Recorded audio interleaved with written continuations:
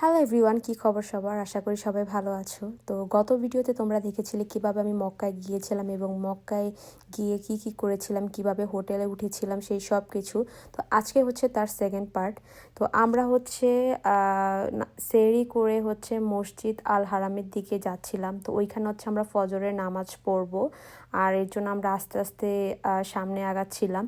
তো সামনে যতই যাচ্ছিলাম ততই মনের মধ্যে মানে শুধু কেমন যেন একটা আমার হার্টবিট ধড়পড় করছিল যে এই ফার্স্ট টাইম হচ্ছে আমি কাবা শরীফ দেখবো সামনে থেকে।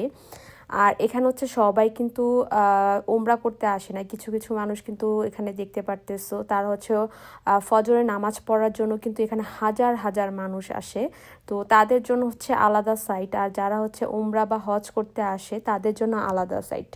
তো আমরা তো ওমরা করতে গিয়েছিলাম, তাই হচ্ছে আমরা এখানে অজু করে নেই। আমরা বাসা থেকে একবার অজু করে এসেছি, তারপরও হচ্ছে যেহেতু মসজিদ আল হারামে যাব আমরা, তো মনের মধ্যে একটু যাতে সংকোচ না থাকে, তাই হচ্ছে আমরা আবার অজু করে এখানে হচ্ছে ফজরের নামাজ পড়ে নেই। দেন হচ্ছে আমরা ফজরের নামাজ পড়ে লিফট দিয়ে হচ্ছে আমরা মসজিদ আল হারামের দিকে যাব। তো এখানে একটু সাবধানে যেতে হয়, কারণ অনেক মানুষ ছিল, যে কোনো মুহূর্তে হয়তো আপনি পড়েও যেতে পারেন। তো অনেক সাবধানে কিন্তু এই জায়গায় যেতে হয়।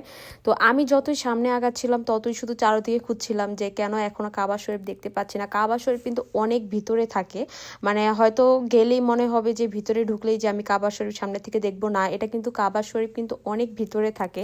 আপনি যেতে যেতে তারপরে কিন্তু একদম ভিতরে যখন যাবেন তারপরে কিন্তু মসজিদ আল হারামের দেখা পাবেন। তো চোখে যখন আমি সামনে যাচ্ছিলাম, মানে ততই আমার মনের মধ্যে একটা অন্যরকম মানে অনুভূতি কাজ করতেছিল। আমি শুধু চারিদিকে খুঁজতেছিলাম। তো আলহামদুলিল্লাহ আমি মসজিদ আল হারামের দেখা পাই। যখন চোখে আমার এই কালো পর্দাটা পড়ে, মানে আমি মনে হচ্ছিল যে আমি নিজেকে বিশ্বাস করতে পারতেছিলাম না যে যেই জিনিসটা সবসময় টিভিতে মোবাইলে দেখতাম সেই জিনিসটা আলহামদুলিল্লাহ আমি আজকে সামনে থেকে দেখতেছি।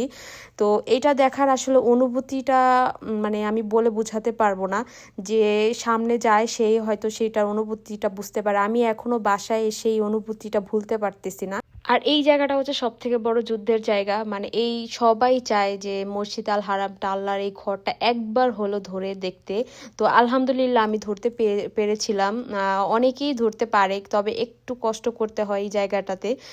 ধৈর্য সহকারে আল্লাহ মানে যাকে কবুল করে সেই হয়তো এটা ধরতে পারে, বা যে কেউ যদি ধরতে নাও পারে তাই বলে এইটা না যে আল্লাহ তার উমরা কবুল করবে না, এরকমটা না। এটা হচ্ছে যার ভাগ্য ভালো হয়তো সে ধরতে পারে, বাট এই জায়গাটা ধরতে গেলে অনেক কষ্ট করা লাগে। আমি এখানে সবাই অনেক লম্বা লম্বা ছিল, আমি একটু খাটো ছিলাম। তো আমি না মানে মাঝে মধ্যে দেখা যায় মানে নিচের দিকে চলে যাচ্ছিলাম, এত মানুষ ছিল।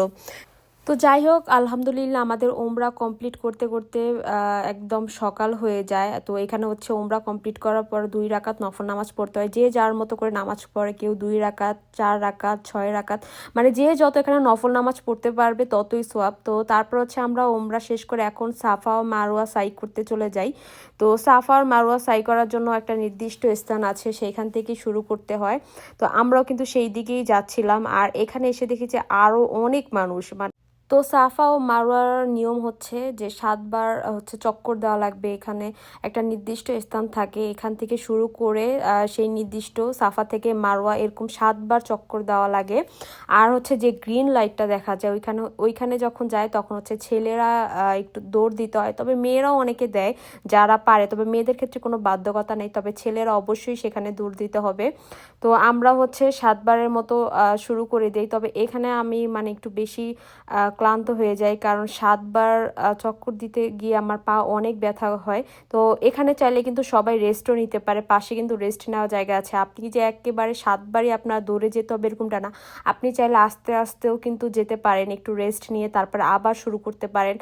আর বিশেষ করে যারা বয়স্ক ছিল তাদের ক্ষেত্রে হচ্ছে হুইল চেয়ার সিস্টেম ছিল, তাদেরকে হুইল চেয়ার করেও নিয়ে যাওয়া যায়। আর এখানে কিন্তু সবাই ম্যাক্সিমাম খালি পায়ে ছিল, আবার অনেকে জুতা পরাও ছিল। বাট জুতা পরা থাকলে না যারা পিছনে থাকে তাদের সমস্যা হয়, দেখা যায় জুতায় পাড়া পড়ে। তো এই জায়গায় আসলে জুতা ছাড়া হাঁটাটাই সব থেকে বেশি উত্তম। তো তারপর হচ্ছে আমরা সাফা মারোয়া সাই করার পরে হচ্ছে এখানে জমজমের পানি নেই। তো জমজমের পানি এখানে কেউ খায়, তারপর হচ্ছে যারা রোজা ছিল তারা হচ্ছে একটু মুখে চোখে পানি দিয়ে নেয়। আর জমজমের পানিটা এত ঠান্ডা ছিল, মানে আমি ট্রাস্ট মি এই পানিটা মানে অন্যরকম একটা শান্তি ছিল, মানে যেটা একদম নলকূপ থেকে একদম মাটির নিচ থেকে এই পানিটা আসে। তো তারপর হচ্ছে আমরা উমরা শেষ করে হচ্ছে আমরা বের হয়ে আসি। তো এখন হচ্ছে থার্ড যে নিয়মটা 3 নাম্বার, সেটা হচ্ছে চুল কাটতে হবে। ছেলেদের হচ্ছে হয়তো একদম টাক হয়ে যেতে হবে, আর নাহলে সামনে পিছনে সমান করে চুল কাটতে হবে। আর মেয়েদের ক্ষেত্রে হচ্ছে সামান্য একটু চুলের আগা কাটতে হবে। তো এখানে হচ্ছে আমরা সেটাই করতে যাচ্ছিলাম, চুল কাটতে। আর আমি হচ্ছে কেচি নিতে ভুলে গেছি, তো আমি বাসায় এসেই সামান্য একটু চুল কেটে ফেলি সাথে সাথে, কারণ এখানে হচ্ছে চুল কাটার কোনো মানে সিস্টেম পাচ্ছিলাম না মেয়েদের। তো এর জন্য হচ্ছে আমি বাসায় যেয়ে একটু সামান্য চুল কেটে ফেলি। আর এখানে যে পাহাড়গুলো দেখছো, এই পাহাড়ের উপরে উঠলে কিন্তু ক্লক টাওয়ারটা একদম সামনে থেকে দেখা যায়, কিন্তু আমার ওঠার অনেক ইচ্ছা ছিল, বাট ওমরা করার পর পা এত ব্যথা হয়ে গিয়েছিল যে উপরে ওঠার মতো সেই এনার্জি ছিল না, কিন্তু আমার অনেক ইচ্ছা করেছিল যে আমি পাহাড়ের উপরে উঠবো। তো তারপর হচ্ছে আমরা ওমরা শেষ করতে করতে আমাদের প্রায় সকাল 9:30 বেজে যায়। তো এখানে হচ্ছে আমরা গাড়ির জন্য ওয়েট করতেছি।